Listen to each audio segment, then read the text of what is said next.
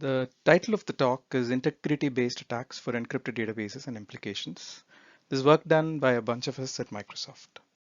So if you look at the recent work in encrypted databases over the last 10 years, there's been a whole bunch of work. Some of the early systems were research prototypes like CryptDB, TrustedDB, and Cypherbase, but which happened around 2011, 2012. But if you look at commercial offerings, SQL Server shipped something like CryptDB in 2016. SAP prototype something like CryptDB in 2017.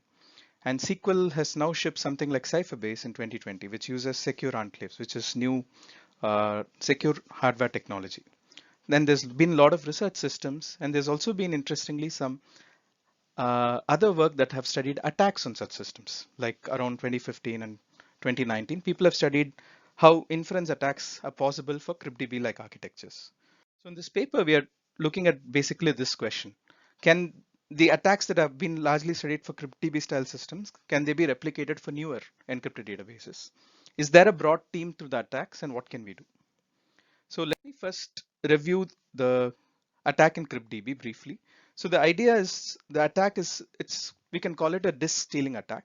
So an admin can steal the database file and he can run an offline attack. And CryptDB style systems use forms of encryption like deterministic encryption and order preserving encryption. And this work assumes that the admin has some background statistics, like he has some broad knowledge about the statistics of the plain text distributions. And the key insight is if you take encryption schemes like deterministic and order preserving encryption, they preserve distinct values. Here's a very trivial example. Here's a table with 8 rows. And if let's say an adversary knows that 40% of the values in the table has the value 20. Now, if you look at the ciphertext distribution, since the same values map to the same ciphertext, he can identify that there are 4 values here that have the same ciphertext. So with high probability, this is the value 20. So of course, the real attacks has a little more sophistication and how to map plain text to ciphertext, but this is the core of the idea why people are able to construct inference attacks for CryptDB style systems. Now, after CryptDB, people have started exploring variety of new architectures using enclaves. And at a high level, enclaves are a new programming platform for secure compute. And a lot of big vendors like Intel and AMD are building these, and cloud providers have already started putting out such systems in the cloud for people to build systems. At a high level, there are different ways to build encrypted databases using enclaves, but at a high level, a secure enclave is used to run predicates. So you can send an encrypted tuple to the enclave and you can send some predicate that the value is decrypted only in the enclave and run.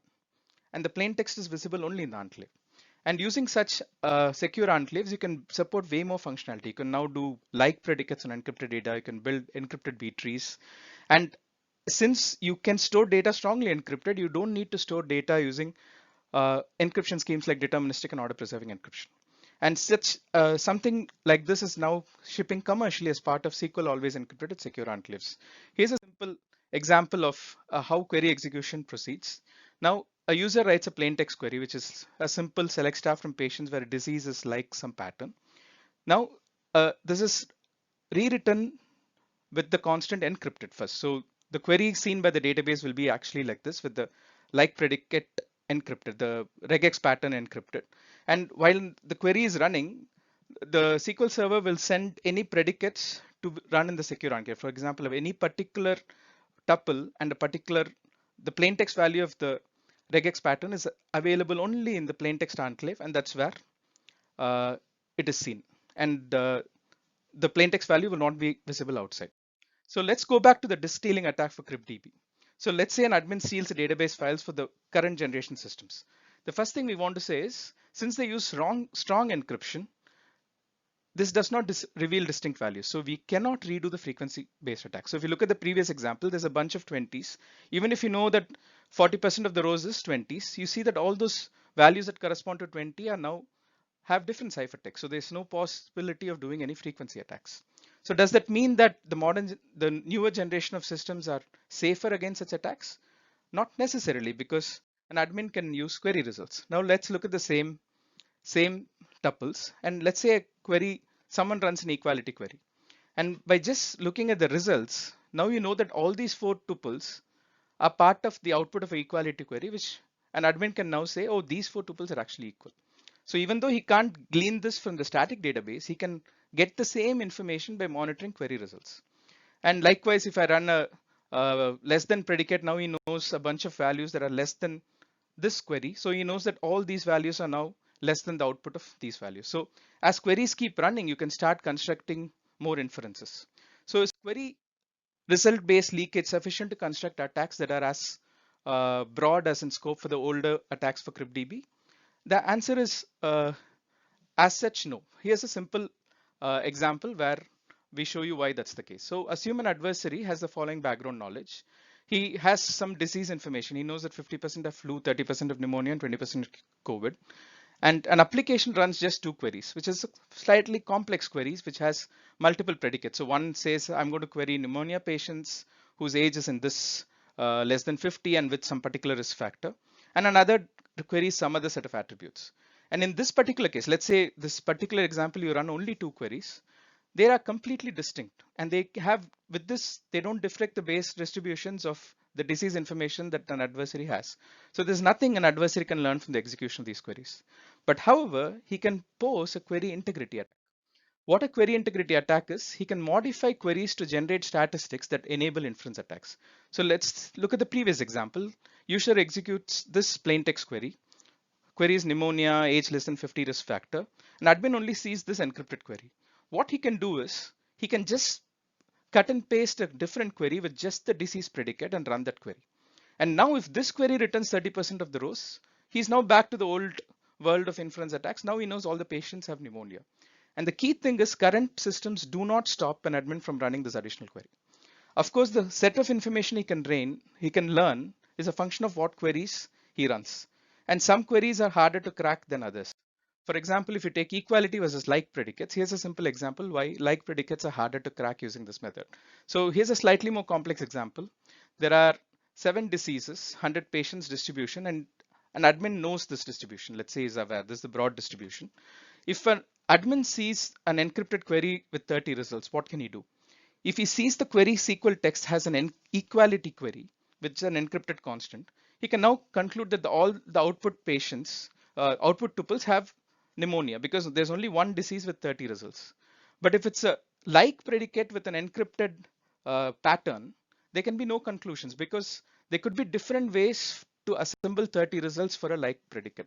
For instance, it could be a COVID or flu query. It could be a diabetes, flu or cold query, or it could be a bronchitis, flu or cold query. So unless I know what the like pattern is, I can't break a like predicate. But in this paper, we show that you can do an integrity based attack to even break a like predicate.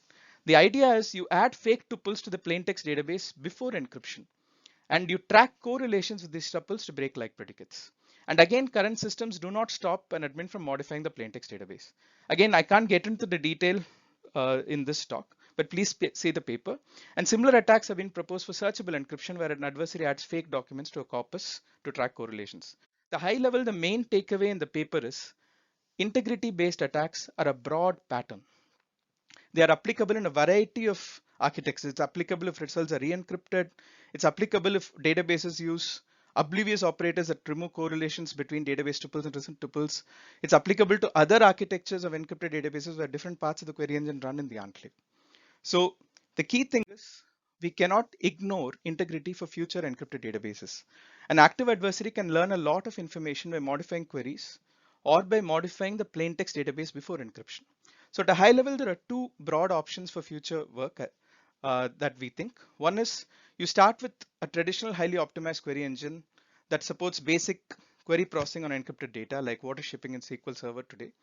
Try to fit data integrity. Or you start in a completely different way. Use something like ObliDB, which is built around security. So it has oblivious operators and data integrity built in. And then you start trying to add more classic query processing features, because ObliDB is still a research prototype. It has no concurrency control and there are serious performance issues. So going ahead, we think broadly these are the two approaches, and data integrity based attack vector is something that encrypted databases of the future should consider and support. And that's it.